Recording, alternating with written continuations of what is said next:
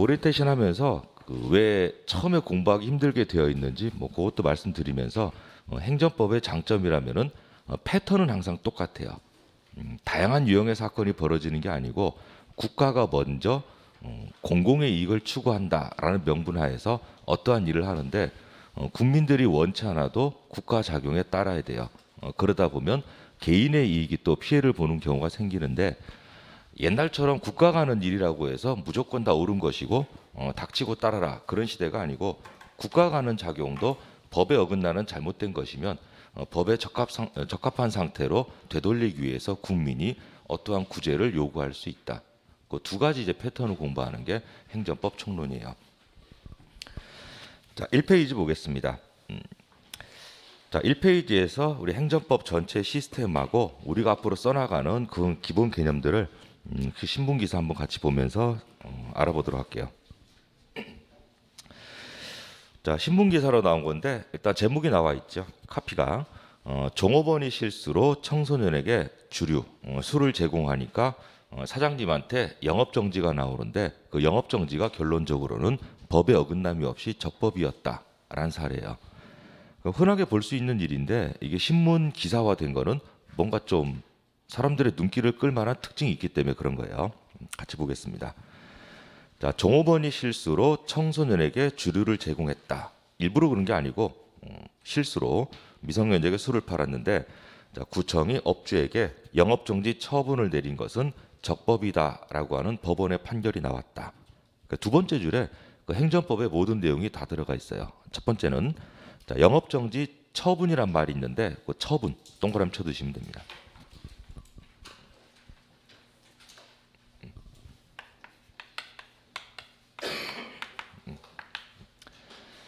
대한민국에서 행정법을 공부한 적이 있었냐 없었냐. 그 첫 번째 테스트가 처분이란 말을 들었을 때 이제 뭐를 떠올리는가.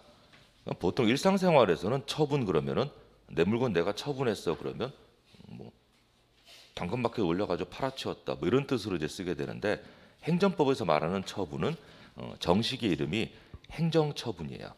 그래서 행정처분이라고 하는 건 행정부가 하는 활동 중에서 항고소송이라고 하는 그 소송의 대상으로 바로 싸울 수 있는 국가작용, 그걸 우리가 처분이라고 불러요. 그 다음에 뒤에 법원에서 내리는 판단의 결론을 판결 이렇게 부르는데 일단 법률 용어가 이해하기 힘든 까닭이 그 의학이든 법학이든 그 사람을 직접 다루는 이제 전문 과목이다 보니까 그 전문직의 권위를 유지하기 위해서 일반인들이 알아먹기 힘들게 하려고 일부러 어려운 용어를 써요. 그러니까 보통 두 글자로 된 법률 용어 나오면은 처음에 한번 뒤집어 읽어보시면 돼요. 그럼 우리가 아는 단어로 좀 많이 바뀝니다. 자, 판결은 이제 법원에서 소송의 결과물로 내놓는 건데 판결 뒤집으면 결판이죠. 그래서 인간사의 분쟁을 마지막으로 결판 짓는다. 그게 이른바 판결이고 사람이 싸우고 어떤 사람이 이기고 어떤 사람이 졌어요. 그렇더라도 마음속에서는 승복 안 하는 경우가 많다 보니까 공식적인 시스템으로 사법부라고 하는 법원에서 소송 절차를 거쳐서 결론이 나오면은 거기에 대해서는 일체 입 닫기로 한다. 그러니까 인간사의 분쟁을 끝낸다는 의미에서 결판, 그 뒤집어 읽어서 판결 이렇게 부릅니다. 그럼 법원은 기본적으로 법을 가지고 해석 적용하는 사람들이니까 법에 위반되는 것을 위법, 법에 적합한 걸 적법 이렇게 부르는데 이 사안에서 영업정지 처분은 법에 어긋남이 없이 적법하다라고 이제 결론을 내린 거예요. 그러면 이제 이 행정처분이 법에 어긋나는지 법에 위반되는지를 심사를 한번 해본 결과가 이 사건에서는 요거예요. 그러면 국가가 행하는 처분이라는 작용도 법에 적합한지 법에 어긋나는지 심사의 대상이 된다. 이게 행정법 총론이에요. 그래서 개인이 하는 행위가 법에 어긋났다. 그럼 국가가 잘못한 자에 대해서 제재를 하듯이 국가가 행하는 작용도 법에 어긋나는 경우에는 소송을 통해서 심사를 받은 다음에 이게 만약에 위법, 잘못된 것이었으면은 이 처분을 없애버릴 수도 있다 이 말이에요. 그래서 국민이라는 행동도 법에 어긋남이 없어야 되고 반대로 국가가 하는 행동도 법에 어긋남이 없어야 된다. 그럼 뒤집어 얘기해서 민간인이라는 활동이건 국가가 하는 활동이건 모두가 지켜야 되는 공통의 룰을 우리가 법이라고 부르고, 그 행정법 서론이라고 하는 제1편에서 법이라는 게 어떤 의미가 있고 어떤 종류가 있는지를 이제 쭉 공부하는 게 그 행정법의 시작입니다. 자, 그 밑에 자, 울산지방법원에 따르면 그 까만색 1, 2, 3, 4번 되어 있는 건 그 오른쪽 그 색깔이 있는 표시 부분에 이제 법률용어로 바뀌어져 있는데, 그 오른쪽에 있는 내용들은 우리가 쭉 공부하면서 익히는 내용들이니까 일단 본문에 집중하시면 돼요. 자, 울산지방법원이다. 이게 동그라미 1번이 붙어 있는 이유가 이 지방법원이란 말에서 우리가 유추할 수 있는 게 법원에서 하는 거니까 이제 소송인데, 지방법원이 있고 그 위에 고등법원이 있고 그 위에 대법원이 있어요. 그래서 소송이라는 거는 딱 한 판으로 끝나는 게 아니고 3세판 하게 되어 있는 삼심제도다. 뭐 이런 내용을 알 수 있습니다. 그다음에 울산 나와 있으니까 이 사건이 터진 지역은 이제 울산광역시였다. 그런 내용이에요. 자, 종업원인 C 씨가 사장님이 자리를 비운 사이에 청소년 외 한 명에게 소맥을 제공을 하고, 자, 울산 지방검찰청의 검사 아저씨가 이 종업원에 대해서 청소년 보호법 위반이다라는 이유로 벌금 50만 원의 약식 명령을 청구했다. 그러면 이제 벌금 나오고 있으니까 이제 벌금은 기본적으로 형사처벌, 형벌이라고 부르고, 형벌을 받는 건 범죄 행위예요. 그럼 범죄에 대해서 유죄 무죄로 처벌하는 건 형법과 형사소송법으로 이루어지는 형사법이라고 부르는데, 형사법의 특징은 실제 범죄 행위를 저지른 사람에게 형사소송 제도를 통해서 그 유죄를 선고하고 형벌을 부과해요.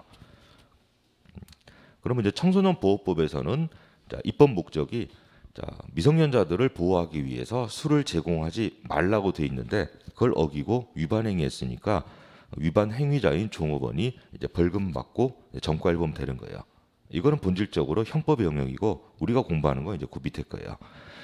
자, 그 다음에 검사 아저씨가 아니고 울산 남구의 구청장님이 자, 사장님, 업주한테 영업정지 2개월의 처분을 합니다. 그럼 처분이라고 하는 거는 이제 국가작용이에요. 여기에는 일단 업주가 원할 리 없지만 따라야 된다. 그럼 영업정지 2개월이니까 사장님은 가게 운영을 못하고 2달 문 닫아야 되는 거죠. 그럼 처분 여기서 알 수 있는 게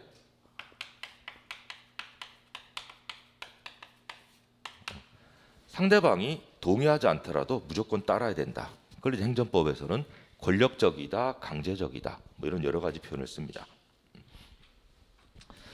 그럼 여기에 재밌는 게 사장님이 직접 미성년자한테 술판 게 아니에요. 자기가 자리를 비운 사이에 종업원이 실수로 미성년자 있는 테이블에 술이 나갔는데 그걸 가지고 지금 현실적으로 위반 행위를 저지르지 않은 사장님이 가게 2달 문 닫아야 되는 그런 상황이에요. 이게 행정법의 특징인데, 현실적으로 실제 위반 행위를 했느냐 안 했느냐 그걸 문제 삼는 게 아니고, 행정법에서 요구하는 상태가 어그러졌으면은 무조건 법에서 책임자로 되어 있는 사람이 행정상의 책임을 지도록 돼 있어요. 이게 형사처벌과 구별되는 행정상의 불이익의 가장 큰 특징이에요. 가장 쉬운 예로 뭐 어떤 아들이 아버지 차를 몰래 몰고 나가서 질주하다가 이제 과속 딱지 끊겼다. 그럼 과태료 핸들을 쥐었던 아들이 될까요? 그 차 주인 아버지한테 나올까요? 차 주인 아버지한테 나와요. 그게 현실적 위반 행위자를 묻지 않고 법상 책임자에게 책임을 묻는다. 그럼 사안을 키우게 되면은 우리 이제 중앙로 반월당 요 사이에 이제 대한민국 대구의 대표 상권인데, 뭐 오다 가다 보면은 이제 가게 이제 비어져 있고 뭐 임대 이렇게 비어져 있는 가게도 있고, 어떤 경우는 이제 부동산 보시면은 뭐 상가 금매 뭐 이렇게 이제 나와 있는 경우가 있어요. 어떤 거는 이제 권리금 무 이렇게 적혀져 있고. 그럼 싸다고 덜컥 인수하게 되면 마냥 좋은 게 있는 게 아니고, 가게 인수한 다음에 한 보름에서 한 달 뒤에 영업정지 이제 때려 맞는 경우가 있어요. 그게 왜 그런가 하면은 그 가게를 금매로 내놓은 이유가 그 전에 이제 가게를 운영하시던 분이 뭔가 이제 법을 위반해 가지고 여러 번 걸리게 되면은 뭐 영업정지 이제 3개월도 나올 수 있고 그래요. 그러면 이제 전 주인이 위반 행위를 하고 영업정지 3개월이 예정돼 있다. 그럼 가게 석 달이나 문 닫고 있으면은 뭐 가게 망하는 거죠. 그러면 영업정지 나오기 전에 얼른 싼 값에 팔아치우자라고 이제 금매로 내놓는 경우가 많아요. 그 다음에 이제 뭐 코로나 때문에 힘들기도 하고 이제 뭐 회사에서 이제 정년퇴직하셨다. 그래도 인간의 수명이 지금 길어지고 있으니까 50 이후에도 뭔가 일을 해야 되잖아요, 계속. 그래서 이제 퇴직금 몰빵해 가지고 가게를 인수했어요. 그다음에 얼마 안 있다가 가게 제대로 시작도 안 했는데 전 주인이 잘못한 걸 이유로 현재 가게 명의자로 돼 있는 그 인수인한테 영업정지 나오는 경우가 있어요. 그럼 내가 직접 잘못한 게 아니니까 나에게 영업정지하면 안 된다. 이런 건 안 먹혀요. 그게 현실적인 행위자를 불문하고 현재 허가 명의자, 현재 책임자로 되어 있는 사람에게 행정상의 영업정지라고 하는 불이익이 나올 수 있다. 그게 이른바 행정법의 특징이에요. 그럼 이제 새로 인수한 사람이 내가 직접 잘못한 게 아니다. 그런 건 이제 통하지 않고 그냥 영업정지 3개월이 너무 심한가 안 심한가. 그때 새로 인수하신 분이 전혀 모르고 인수했을 수도 있고 전주인하고 짜고 치고 이제 가게를 인수했을 수도 있어요. 그런 건 이제 일일이 밝히기가 힘들기 때문에 일단 네가 지금 허가 명의자니까 네가 책임져. 만약에 인수한 분이 나도 속았다, 나도 피해자다라고 하는 건 그냥 전주인 찾아가서 개인 대 개인의 손해배상으로 풀 문제이고 행정법상의 제재는 현재 허가 명의자한테 그대로 나와요. 그래서 아무리 몰랐다 그래도 뭐 판사가 믿어주는 건 아니고 그 증거를 들이밀어야 돼요. 그때 그 시중에 있는 시세대로 권리금을 온전히 다 주고 산 이체 내역 같은 증거가 있으면 그때는 판사가 어느 정도는 믿어주죠. 바보 아닌 다음에는 영업정지 예정돼 있는 가게를 제값 주고 사는 사람은 없잖아요. 근데 시중에 이제 권리금 시세보다 한 절반 이렇게 싸게 산 정황이 있으면은 알고 산 걸로 그냥 쳐버려요. 그래서 객관적인 증거를 가지고 그 말이 맞다 안 맞다를 쭉 판단하는 절차가 우리 소송이라고 부르고 행정법의 특징은 현실적 위반 행위자를 묻지 않고 현재 책임자에게 제재를 가할 수 있다. 그게 이제 지금 사안에서 나오는 거예요. 종업원이 술 팔았지만 사장님에게 영업정지 2개월이 나온다. 그럼 옛날 같으면은 여기서 끝나야 되는데 오늘날에는 처분으로 대표되는 국가작용도 법에 어긋난다 싶으면은 국민들이 구제를 요구할 수 있어요. 그래서 업주가 자기에게 주어진 영업정지 2개월 처분을 가지고 밑줄 취소를 구하는 취소한다라는 건 없앤다 그런 뜻이에요. 그래서 나에게 주어진 영업정지 2개월 처분을 취소, 없애달라고 요구하면서 행정심판을 제기했다. 심판 동그라미 쳐두시면 돼요.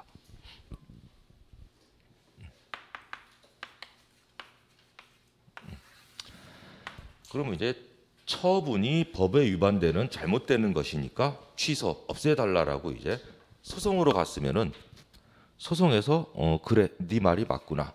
처분은 법에 위반되니까 취소한다. 라는 판결이 나오면은 영업정지 2개월은 없어지는 거예요. 그럼 자기를 괴롭히는 영업정지 2개월 처분이 사라졌으니까 사장님은 가게 문 닫지 않고 영업할 수 있다. 그런 식으로 개인의 이익을 회복시키려는 장치들을 우리가 행정구제 이렇게 불러요. 행정처분으로 인해서 침해된 개인의 이익을 되살려주겠다. 이게 이제 이른바 행정구제라고 부릅니다. 근데 지금 소송이 아니고 이제 심판을 제기했고, 자, 울산광역시 행정심판위원회 뭐 이런 단어가 나와요. 그러면 곧바로 소송 가지 않고 소송과 지금 다른 제도를 들어갑니다. 그럼 소송은 기본적으로 이제 사법부, 법원에서 하는 건데 그 판사들이 이제 그 판단하는 게 주 업무인 공무원들이죠. 사법부 공무원. 판결 나오면은 따라야 돼요, 안 따라도 돼요. 판결에는 누구나 따르기로 한다라고 전제가 돼 있는 거예요.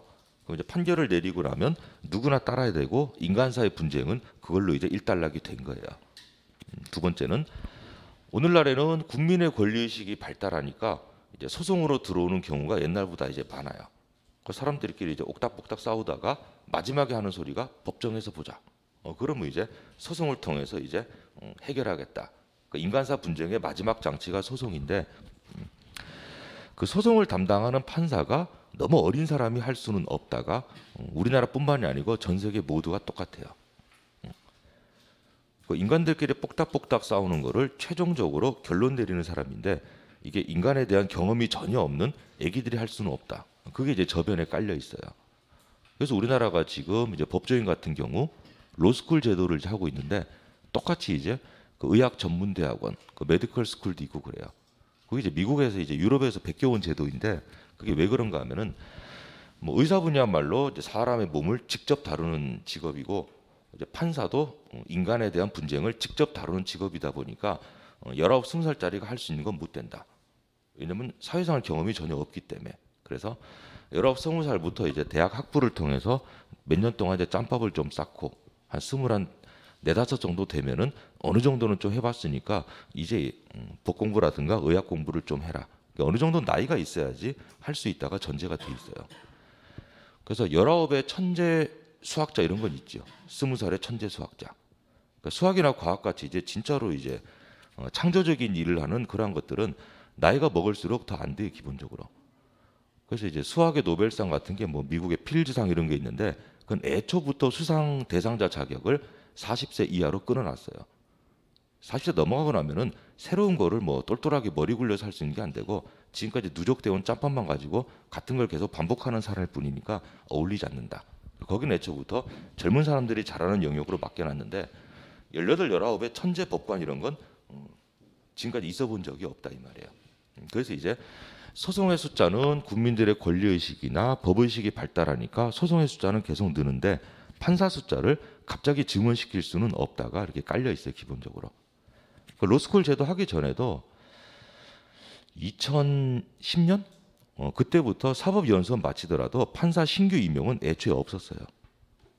그 뒤로 지금 이제 한 11년 됐으니까 뭐 사법고시 패스하고 사법연수원 마치더라도 판사로 신규 배정되는 인력은 원래 없었음.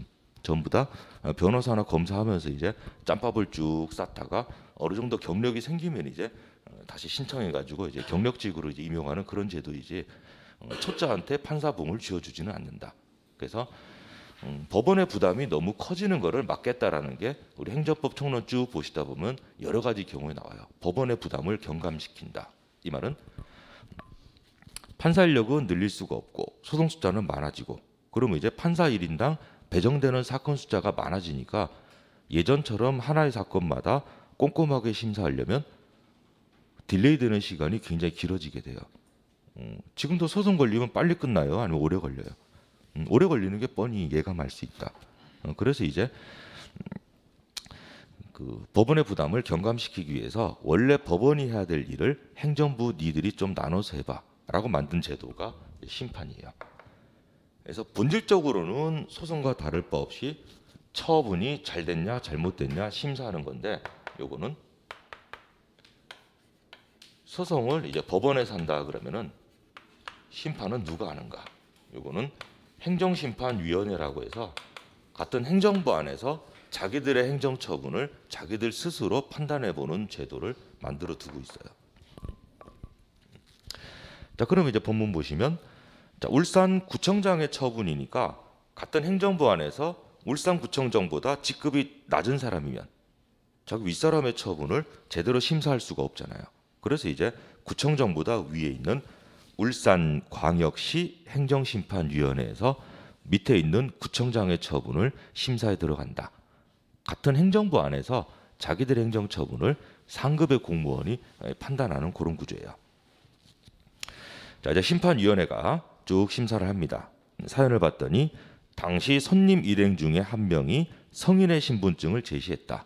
그래서 5월 미성년자가 아니고 그 2명은 이제 20살 된 성인인데 그 옛날에는 학교 이렇게 빨리 들어가는 친구들이 있었어요. 생일이 이제 뭐 1월 달이나 2월 달이나 뭐 3월 초이면은 좀 1년 땡겨서 들어감. 그 친구가 하나 섞여 있었던 거예요. 자, 그래서 이제 걔네들이 이제 성인 신분증 제시하고 종업원이 근무한 첫날 단속을 당했다. 그럼 종업원이 일하기 시작한 첫날이니까 똘똘했겠어요? 좀 어리버리했겠어요?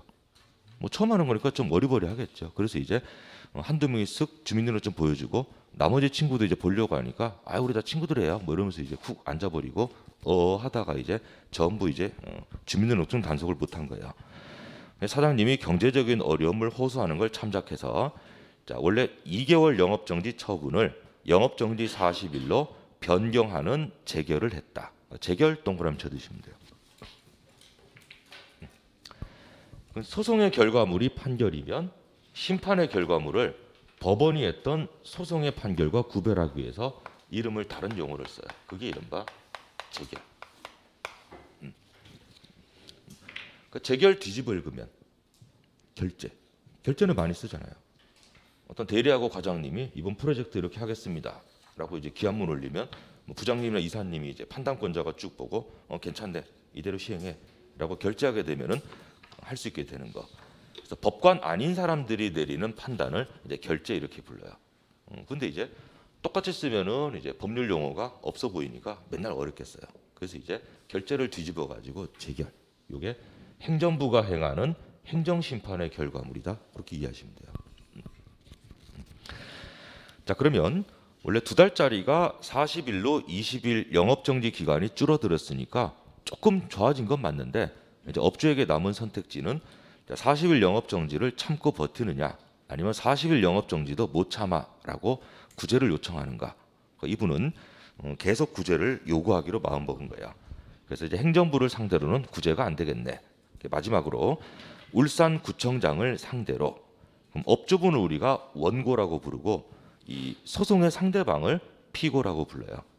그래서 원고라는 말은 내가 원하는 바를 법원에 고한다. 그래서 이름이 소송을 시작하는 사람을 원고라고 부르고 그럼 소송의 상대방이 있어야 돼요. 그럼 고함을 당한다. 그게 이제 피고라고 부릅니다. 그래서 처분을 자기 이름으로 했었던 구청장을 피고로 두고 이제 행정부가 아니고 법원으로 달려가서 지금 40일로 되어 있죠. 40일 영업정지 처분을 취소해 달라라고 소송을 제기하는 거예요. 소송을 시작하는 사람을 우리가 원고라고 불러요. 자, 그럼 결국 이제 소송이라고 하는 건 판사 앞에서 둘이가 이제 모순되는 주장을 하는 거예요. 그럼 지금 사장님은 나에게 주어진 처분이 법에 위반되니까 취소시켜 줘라는 주장을 해야 되고 이제 피고인 구청장은 나의 처분은 법에 어긋남이 없이 적법이니까 취소하면 안 된다라고 이제 주장할 것이고 그럼 판사는 쭉 듣고 있다가 이제 판단만 내리는 그런 사람이에요. 자, 사장님이 이제 법관 앞에서 어필하는 거예요. 자, 신고한 손님들, 요것 때문에 이제 신문 기사화 된 거예요. 신고한 손님들이 누구인가? 술집인데 옆 테이블에 있는 아저씨들이 어려 보이는 친구들한테 술을 파네? 라고 신고는 요즘 잘 안 하죠. 어린 친구들이 무섭잖아 또. 아저씨 뭔데? 간섭이요. 이런 식으로 할 수 있으니까 이게 좀 본인들이 술을 주문한 다음에 본인들이 신고한 거예요. 이 가게 미성년자들 술 팝니다라고. 왜 그런가 봤더니 과거 사장님의 음식점에서 종업원으로 일하다가 해고된 직원의 친구들이에요. 사장님이 알바생 한번 뽑았었는데 알바생 맨날 띵까띵까하고 일 제대로 안 하니까 한 보름 있다가 이제 보름치 이제 알바비 주면서 우리의 인연은 여기까지라고 이제 커트하니까 이 친구가 이제 자존심이 상했다. 그래서 업주 연맥여 이런 식으로 보복의 목적으로 친구들하고 이제 작당 모의한 거예요.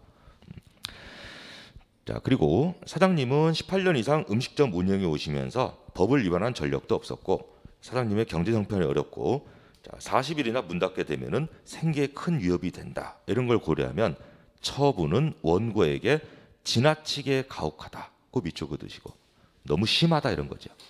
영업정지 40일은 너무 심하다. 자, 밑줄 재량권 일탈 남용으로 위법이다. 재량권 일탈 남용. 앞으로 끝날 때까지 매번 등장하는 단어예요. 자, 그러면 지금 영업정지 같은 처분들을 우리 행정법에서 행정상의 제재처분 이렇게 불러요. 자, 국민이 법에 어긋나는 행동을 했어요. 이거 가만히 놔두게 되면은 법을 잘 지킬 사람이 없죠. 법은 이렇게 따라야 된다라고 상대방을 이제 억압하는 내용이니까 그거 좋아하는 사람은 없다 이 말이야. 그래서 법을 지키는 사람하고 법을 안 지키는 사람하고 차이를 두지 않으면은 법을 지킬 사람은 아무도 없다. 그래서 위반자에 대해서는 행정상으로 너의 위반 행위에 대해서는 이 정도 벌을 받아야 된다라고 불이익을 줘요. 이걸 우리가 행정상의 제재 또는 행정상의 제재처분 이렇게 부르는데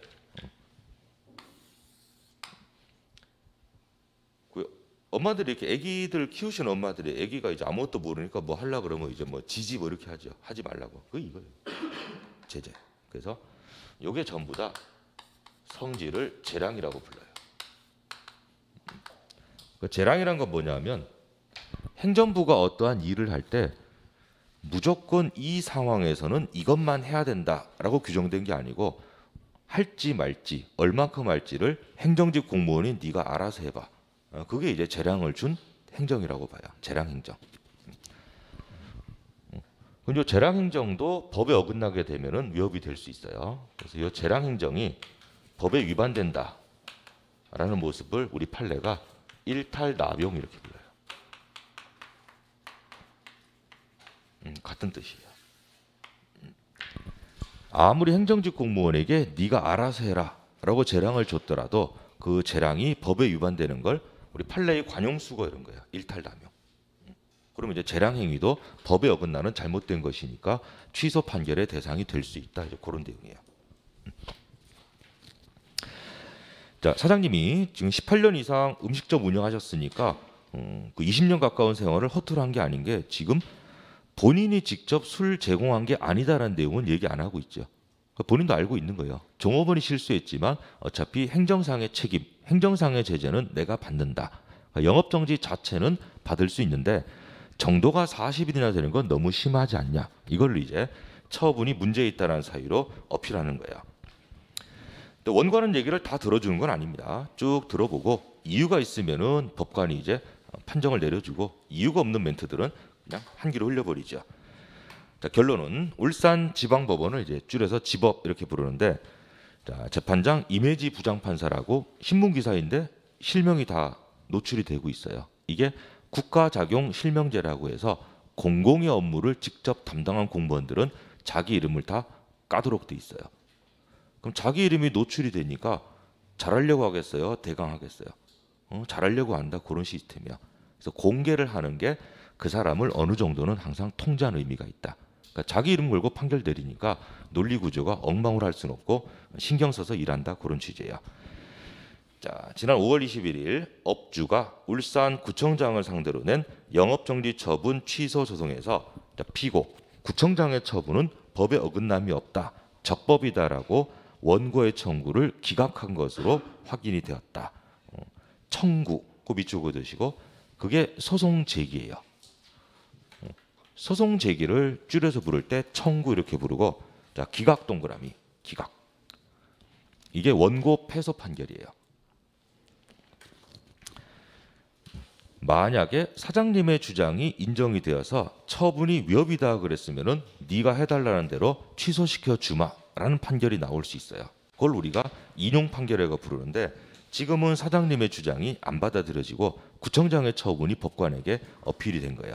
그래서 원고 패소 판결, 원고의 청구는 이유가 없다라고 거절하는 판결을 우리가 기각 판결 이렇게 부릅니다. 그럼 기각 판결이고 임혜지 부장판사님이 자기 이름 걸고 했으니까 판결의 이유를 쭉 써줘야 돼요. 자, 울산시 행정심판 먼저 거치고 왔는데 행정심판의 결과물인 재결에 따라서 2달짜리가 40일로 감경 줄어들었으니까 그 과정에서 원고가 주장하는 사정 너무 심하지 않냐라는 게 일부는 반영이 된 거예요. 그 다음에 청소년에 대한 주류 제공은 그 자체가 법규 위반의 정도가 가볍지 않다. 이게 전형적인 판결문의 문장인데 쉽게 쓰면 되는 걸 꼭 말을 돌렸어요. 그래서 미성년자에게 술을 팔았으면은 이유를 불문하고 그 행위 자체가 법 위반이 크다 이렇게 하면 되는데 꼭 무겁다라고 하면 될 거를 가볍지 않다. 자, 유사한 사례의 빈발을 막는다. 이게 본보기죠. 일벌백계 해야 다른 업주들도 겁을 먹어서라도 미성년자에게 술 파는 거를 조심할 것이고 다른 영업점과의 형평성을 유지. 그 구역에서는 미성년자에게 술 팔다 걸리면 2달 영업치 정도는 보통 나갔었으니까 다른 가게들과의 형평성을 유지하기 위해서 엄격한 법 집행이 더 필요하다. 사장님이 40일 동안 가게 영업 못하는 개인의 피해보다는 일벌백계해서 질서를 바로 세워야 되는 공익이 더 크다라고 임판사님이 판단한 거예요. 자, 영업주 사장님이에요. 허가 명의자는 자신이 고용한 종업원의 행정법 위반 행위에 대해서도 행정상의 책임은 사장님 본인이 직접 져야 된다. 이게 현실적 위반 행위자를 불문하고 법상 책임자가 제재를 먹는다. 행정법의 특징이고요. 자, 처분은 목적이 공익을 달성하는 거예요. 처분으로 달성하고자 하는 공익이 원고가 입게 되는 불이익, 사사로운 이익의 피해에 비해서 작다고 할 수 없다. 이게 공익이 더 크다 이 말이에요. 그래서 공익이 더 큰 목적이니까 처분을 그대로 살려두겠다. 재량권 일탈남용의 위법이 있다고 볼 수는 없다. 결론은 공익이 더 크니까 공익을 달성하기 위해서 출발한 처분은 법에 어긋남이 없이 적법이다. 그래서 이거를 위법으로 인정해서 없애달라고 하는 원고의 청구는 이유가 없다라고 사장님의 의견을 받아들이지 않는 기각으로 이제 끝난 거예요.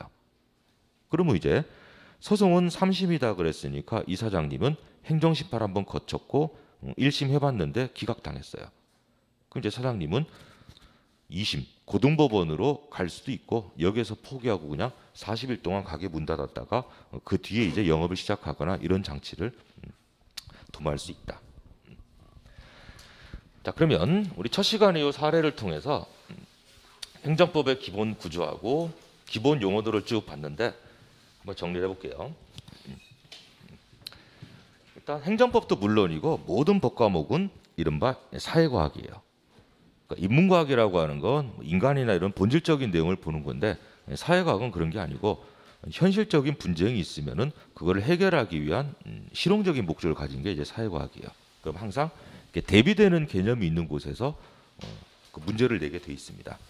그럼 첫 번째, 지금 처분이라고 하는 거는 공공의 이익을 위해서 뭔가 여러 가지 활동을 하게 되는데 거기를 우리가 행정작용이라고 불러요. 국가의 부서인 행정부가 공공의 이익을 위해서 여러 가지 형태로 일을 한다.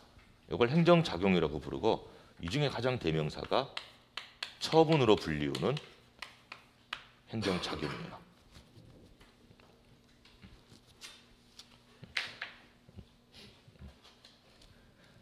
자, 예를 들면 국가도 돈이 있어야지 여러 가지 일을 할 수 있으니까 국가의 수입을 증진시키겠다. 그러면 이제 행정작용으로서 소득세 부과 처분, 세금 내라고 국민들한테 이제 명령한다 이 말이에요. 그럼 공공이익은 좋은데 이걸로 인해서 뭐가 안 좋으냐면은 개인의 사사로운 이익, 사익의 피해를 볼 수 있다. 그럼 국가가 세금 내라, 100만 원 내라 그랬으면 제가 이제 100만 원 내야 돼요. 그럼 저의 통장에서는 100만 원 잔액이 줄어드니까 저는 피해를 보잖아요. 제 돈을 가져가는 국가는 이익을 볼 수 있고 공공이익을 추구하다 보면 개인의 이익은 자동적으로 이제 안 좋아지게 돼 있어요. 요거 이제 밸런스를 맞춰가는 게 행정법 총론이에요. 그러면 이제 무조건 돈을 다 내야 되나? 국가가 하는 작용도 모두가 지켜야 되는 법이라는 거에 어긋난다 싶으면은 국민의 입장에서는 행정구제를 요청할 수 있습니다.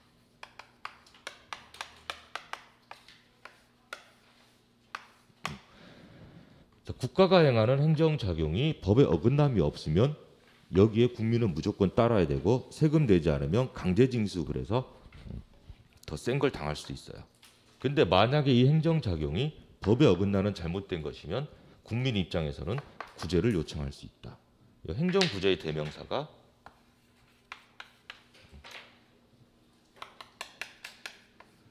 나에게 주어진 처분이 위법, 법에 어긋나는 것이니까 취소시켜 주십시오라고 취소를 구하는 소송을 제기할 수 있다.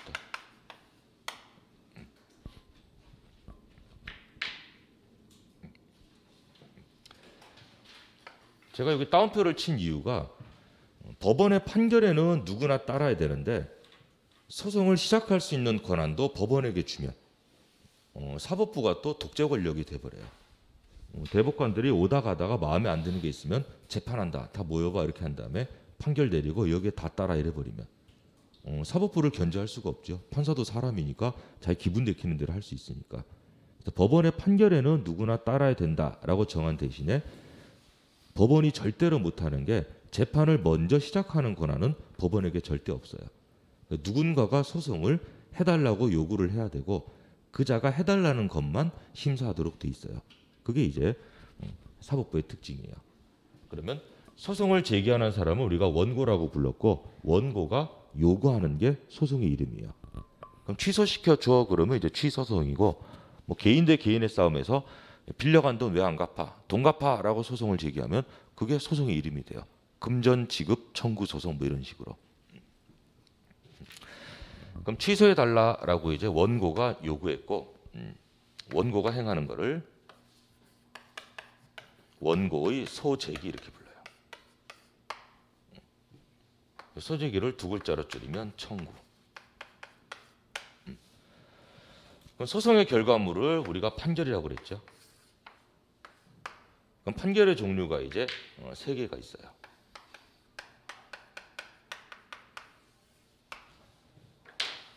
그럼 요 취소 소송이면 법관이 해야 될 일은 취소할까 말까. 그것만 심사하는 거예요. 그래서 네 말이 맞다. 취소시켜 주마.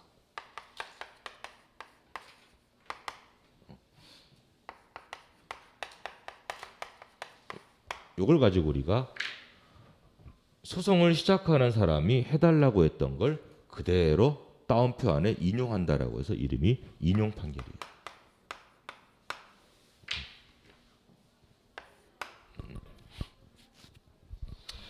근데 원고 말이 항상 맞는 건 아니에요. 관심 끌려고 소송을 제기하는 것도 많이 있고 시간 끌려고 소송을 하는 것도 많이 있고 밑도 끝도 없는 소송들도 많이 있어요. 그래서 심사해보고 원고의 청구는 이유가 없다. 원고의 주장을 거절하는 걸 이제 기각 판결 이렇게 불러요. 이건 원고 승소, 이건 원고 패소. 근데 요거 두 개는 원고가 주장하는 대로 이 처분이 법에 어긋나는지 어긋나지 않는지를 심사를 해본 거예요. 근데 밑도 끝도 없는 소송도 많이 들어온다 그랬죠. 그런 거 일일이 다 받아주게 되면 법원에서 다룰 수 있는 그 시간이 안 주어지게 돼요. 그래서